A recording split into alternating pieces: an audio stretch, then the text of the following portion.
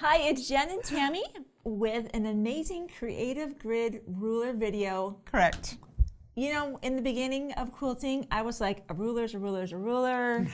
Just get me the one that's the cheapest. That's right. Right? I had no money. Straight edge, you're good to go, right? Yeah. The more that time goes on, the more I realize the intelligence behind Creative Grid Ruler is undeniable. It truly and is. we're going to be coming to you with a lot of Creative Grid Ruler videos and why we love them. Because you know what, Tammy and I, we see a lot of notions. We do. And the truth is, there's a lot of them that we don't select because we don't feel they add enough value for their cost. That's this is Oh, Tammy will not stop talking. I love this ruler. She will not stop talking about this, so I'm going to let her take it away and show us the versatility and time savings. Because we all have so many projects we want to do. I do enjoy the journey, but I'm already looking forward to the next projects downstream. So take it away. Tell us what it is you love about it. All right, this is the Folded Corner Clipper by Creative Grids. It was designed by Susan Nelson, and it's fairly new.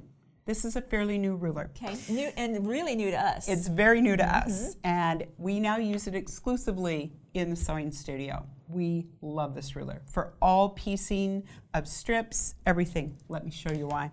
Okay. We make a lot of binding around here. Yes. Yeah. If you quilt, you make binding. You make binding, right? So I've got 2.5-inch strips, and when I'm going to put these strips down, and I'm going to layer them all right sides together, you guys are going to be so impressed. How quick. Is this joining binding strips? Okay. Yeah. I'm going to join them all together. Quilter's confession. I have purposely I've not even used this ruler. No, you haven't. Because I'm like, you have no idea how to do it. I want to truly be surprised with you. That's right. I know when I do binding strips, I lay one horizontal and one vertical and draw the line. No, that takes too long. I don't have time for that. See what I deal with, people? Exactly. See, I don't have time for that. So we're going to stack all of our strips like this. Perfect. I'm going to cut my salvages off. So I'm going to take a nice clean cut here. All right. So Folded Corner Clipper has markings on it like this. My strips are 2.5 inches wide. That's normally what we cut our binding to. So I'm going to line this up with the 2.5 inches. See this little mark right here? This straight up mark? Yes. Okay, I'm going to line this up. There's my footprint right there. So I'm right across here. My little mark is right here where I made my straight cut. See how this is going to cut this corner off? Watch. Oh my gosh, I don't have to draw the line anymore? No drawing the line. Now, to piece your binding together, these fit together like a puzzle. I love this. Goodness. Look how nice these fit together. And the corner is that the just point's like that. off. That's correct. That's your 1/4 inch right there. They're not kidding. It's like a corner clipper. No. It clips your corner, right? That's incredible. We're just going to piece our binding strips like this, right together. How quickly can I do binding now? Well, it's much more accurate. It's very accurate. Because sometimes when I do my binding strips and I try to do that horizontal piece and the vertical one and I draw, and then trying to move it to the sewing machine, it shifts a little bit. It does shift a little. And then my strips are just a little bit off. It bugs me. Well, yeah, because when you fold them wrong sides together, they're not level and even. Wow. One piece is above it. So right here, we would take this to the machine and sew. I'll do it. All right. Yeah, perfect. Let me do that. I know you've got a couple other examples, right? Yep. Yep. This is super cool. Sew that binding together. Okay. While she does that, I'm going to get out my next sample for you guys. This is I like it. You do the work and I sew. This is a good situation. This is a good situation. We're good with this. Yep, I'm way good with this.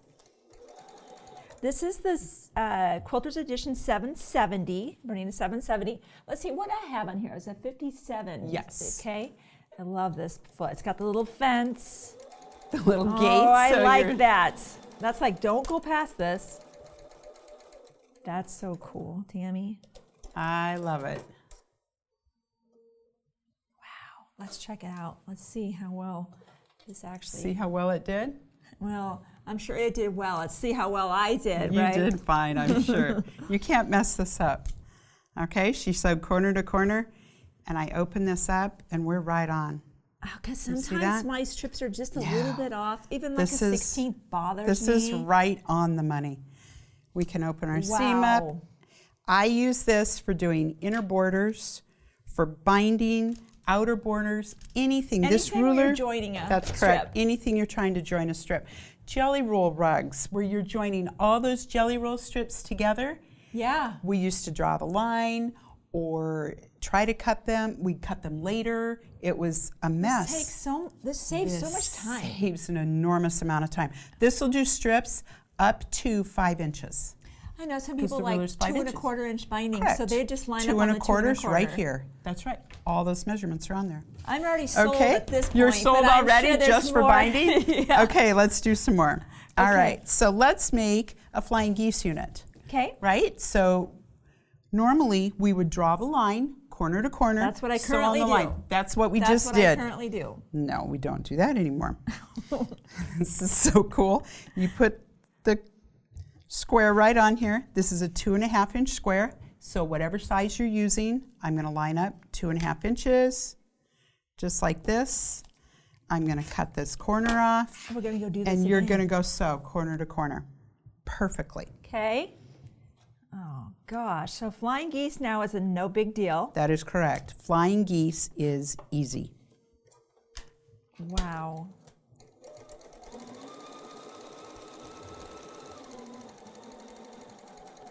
That's amazing. It just, just envision how much time this is going to save you. Look how perfect this is. When you fold this back, this is perfect. All I know right now, guys, okay, I don't normally quilt this well, so I think this tool is making me look making you look really good, right? Okay, so if we already have one on there and pressed to make a flying geese, we're going to turn our unit upside down. Okay. No, we're not. We're going to turn it sideways. Oh. There we go. Oh, just there like we this. 2.5 inches. Make sure you make your cut in the same lane. And then I just start down here. Yes. You start here and sew up, or you can start right here. No, you can't, because it'd be turned over. Yeah. You're right. Okay. You would sew from that end. Then she's going to make a flying geese. Okay. Wow, this is making my quilting look pretty good. I like this It's going to make you look real good.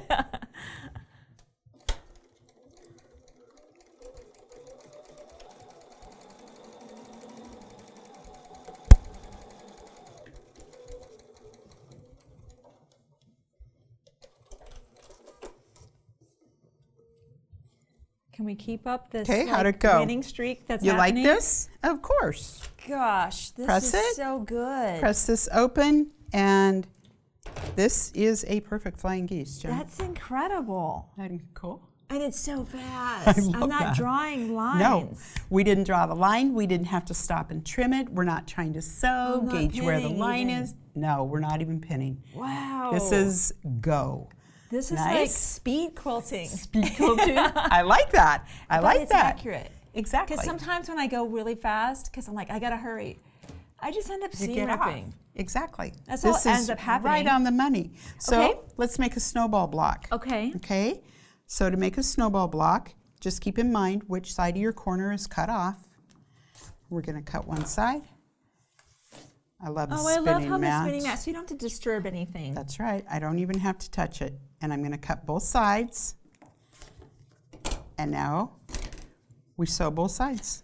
I might use a pin. I don't want anything to move. I'm getting nervous. Like, I think my winning streak, is about to end, right? Yeah. Okay. I think we could use pins. Pins are good. Pins are good. All right.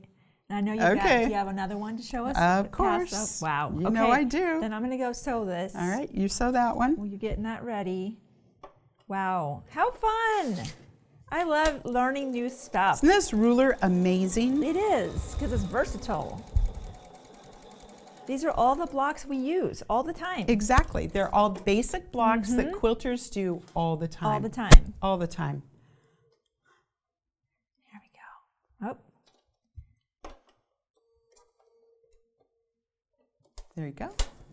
Good deal. And with piecing, the whole goal is everything comes out like the points match. Yes. That's the goal. That's correct. So this helps you get to that goal. That's very obvious with this. Much faster. It's highly accurate. Okay. Highly accurate. Look how well this is. Look. It's perfect. Isn't that cool? I'm getting one of these. I don't know about you, but I'm okay. I was so back at the binding. At the binding. I know. All right. Okay. So here's the last one. The last one, half square triangles. We make a lot of half square triangles. Normally, I would cut a 2 7/8 inch strip. I would cut squares. You're going to draw the line down the middle, 1/4 inch on either side, cut it in half. Of course, they're not perfect, so then you have to square them up. Oh, yeah. How long does it take to make a 2 1/2 inch half square triangle? A long time. It's a lot of work. Especially if you make them into a pinwheel. Oh, definitely. And you want everything to come together. Perfect? Let me show you. Okay. This is 2 2.5 inch strips, and I have these strips pressed together. We're going to take our folded corner clipper, and we are going to cut them. And you're going to sew it. Really? Yeah, really. Wow. I'm serious. Okay. That's it. That's it. While she does that. So this is going to give me a 2-inch finished half square triangle? That's correct. That is correct. Wow. Here we go. I should be using a starter strip because sometimes, yes, I know better than that. So let's try that again. Sometimes, and this is a great talking point, sometimes those points can get eaten up into any sewing machine, no matter how sophisticated. That's right. Tammy's taught me how to use a starter strip sometimes to just get the machine going forward. I love that. And then you're coming in with the fabric right after it. Oh, let's get in there.